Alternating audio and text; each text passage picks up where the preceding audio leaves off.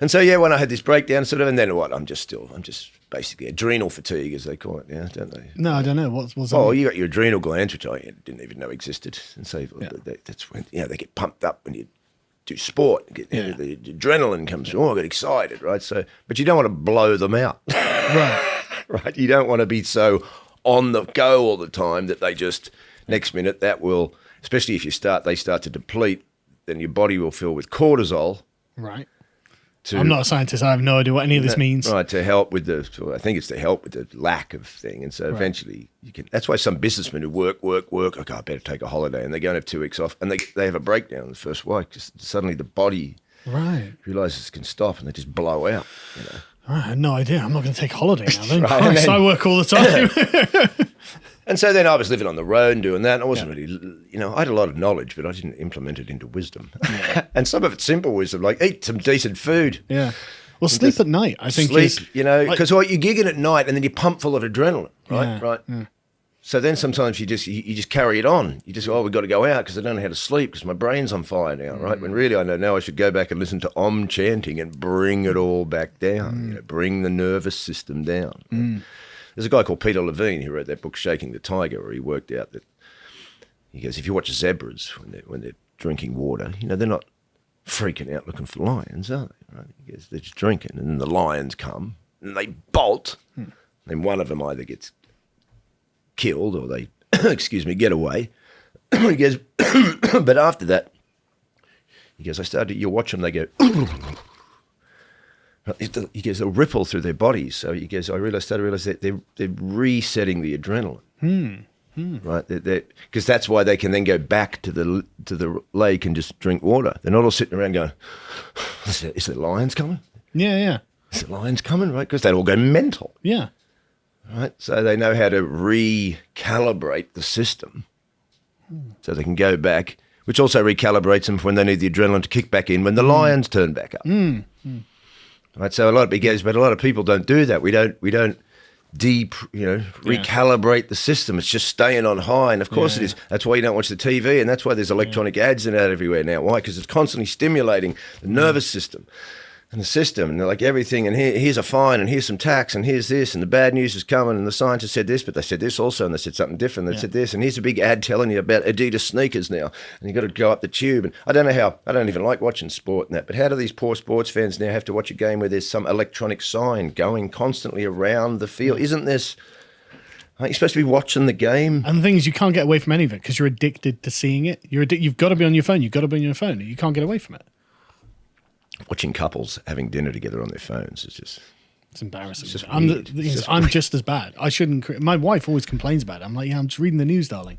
And it's like, why am I you got to stop that. I do. I know I do. Like, I totally sympathize with the sleeping at night thing as well, because like I've been doing like YouTube for like 7 years now, and for the first like 5 or 6 years, it was like something I just did from home, right? And I was earning lots of money, and so we had everything. And so I fell into that sort of night owl routine where I'd wake up at like 1 o'clock in the afternoon, stagger about for a bit, until about 5 o'clock, and then I'd start working in the evening, and I'd be up all night, and I just felt bad, I just felt physically bad. Yeah, there's another part of my soul that kind of likes being up at night. Well, yeah, I enjoy Planet it. Scorpio, I am. I like the dark. People have gone to bed. Exactly. The energy's gone down. Yeah, you're on your own, and it's no like when one's I'm touring. interrupting If we can get back, even if it's a 4-hour drive, and like if there's a gig, we haven't got gigs the next day, mate. Let's get out of Dodge now. Oh, we could stay and get up in the morning. No. There's no one on the road. It's quiet. Yeah. I know we'll get home at 5 a.m., but let's just hit that now, right? And then just wake up in your own bed and go. But it's not good for you. Sorry? It's not good for you. And this was something I've learned since. So I set up this office specifically to get out of that mode of existence. And like I said to him, right, 9 to 5. We're doing 9 to 5. I don't, and so I have to go to bed at 11 o'clock every night, or I'm shattered the next day. But just from being awake in the day, I can feel that there's a difference, and it's really bizarre. Mate. It's just you watch nature, or there's nocturnal animals, of course, but no, it's not the same. But I think your whole rhythms are working with the universe, with the. You're supposed to go to. I mean, the Chinese New Year's ago, we don't eat food that's not in season, right? Because you're in season with the season. No, you are right. Yeah, right. You know, 'cause, well, to say it's not true is to say that evolution didn't happen or something. You know, human beings for most of their existence lived in, you know, a state of nature where they, you know, they had to get up with the rising sun, they had to go to bed with the setting sun.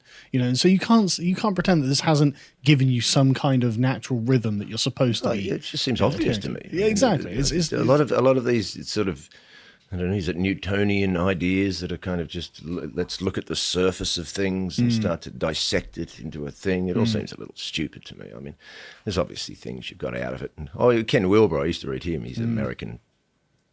He's sometimes called the smartest man in America you've never heard of. Yeah, I've never heard of him. Well, he wrote these books. I read it in the 90s called The Brief History of Everything, where he started writing books on consciousness when he was like 20. And he's had a rough life. He's got quite a strange illness now, and he's old, and his wife passed away of cancer halfway through his life. He's gone through the ringer, this guy. You know? Yeah. But he started to sort of, you know, marry the ideas of the Eastern mysticism. And of course, there's Western mysticism. There is, right? And then, but the way that West had started to become dominated with this empirical science, rationalistic Newtonian surface. He used to call it like, you know, flatland. Yeah. As I was saying before, all span, no depth. Yeah. Whereas the mysticism is all depth. Yeah. But these are two things that you have to be in. You don't want to be dominating on one side. You know, you just end up with this surface level. And then when you look at scientists, the way they like to display themselves, to me, they look like that. Everything's sheeny and thing, and this white thing, coat, and there's nothing natural in there. We're going to be in this weird glass room where we stick our hands in gloves to play with naughty germs that we... Why don't you just go and ask Indigenous people? They go, yeah, we know about that too. I wouldn't touch it if I was you. Nature put it there. We learned, don't touch that, right? Yeah. So it's all... That's what I used to think when I grew up in Australia, because, you know, you're on this vast continent you're a colonist, right? So, and it's a very controlled culture. You go into that as well. But I thought it's interesting. It had become quite shallow. In Australia, you get treated like a child in a way. Really? Well, how's that? Well, the whole place is, to me, this is the way I saw it anyway, right? To me, sometimes the whole place, you've always been spoken to through the media and everything, like the whole place is a big country town. Really? In a way, like, you know, and they'll say things like, well, that's very un-Australian. Right? They want to shame you, right? It's very un-Australian. I used to think, well, okay, what is Australian? For me to be un-Australian, what is this Australian? Because I know that we don't have... I was doing shows in Sweden once, and I'm sitting backstage with the Swedish guys, and I'm looking at them thinking, well, they're Swedish guys in Sweden with Swedish parents, Swedish grandparents, Swedish great-grandparents. You know, maybe someone married a French woman along the way, but you know what I'm saying. So I thought, well, they're Swedish. And with that comes Swedish culture, and memory, genetic, myths, ritual. But when you're a colonist, well, you're no one. You're just a white man in a black man's country in the middle of Asia. Right. See, right. That's really interesting because, like, obviously, I'm English, so like. Yeah, well, same here. You're English, so there's English stuff and England ritual and English history, But there does seem, from the outsider's perspective, to be something like that in Australia, right? Like, I can see something that I would call Australian culture that I would differentiate between, you know, New Zealand or Canada or America. Well, I know what you're saying in the sense of you could see that from the sense of Australian culture, but what I'm saying is I don't think there's a collective unionizing spiritual history within them. It's not like they're Romanian where they've got 1,000-year history or something, and they've fought to defend that land against who, or maybe I don't know my history in that sense, but Turks or whatever, or over that. Yeah. Well, Australians have never defended that land. Well, the way the Chinese are going, you're going to have to. They might have to, right? Yeah. They've never done that. Yeah. And then you'd be, you know, they've got this convict thing. Yeah.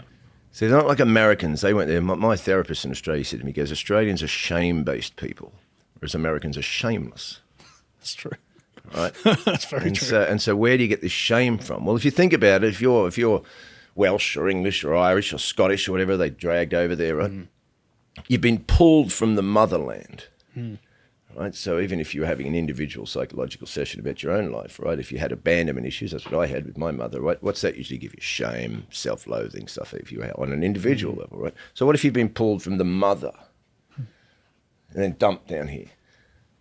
And plus you're a convict. Right. And so then if that can develop what? Well, abandonment issues, shame. What kind of culture does that isolation, create? Yeah. right? And Especially so, when you are isolated, you're so far away. totally isolated. And then what do? Well, there was obviously, to me, elite plans to get rid of these indigenous people anyway, because they're cosmic people, and they've known this for generations. They worked through Europe first, didn't they? Let's burn witches and heathens and pagans, and now let's go and get Africans into the cosmic people that we're going to evolve into. American Indians. These are indigenous people that sit around going, and people think they're savages. No, they know what they're doing. To watch the full video, please become a premium member at lotuseaters.com.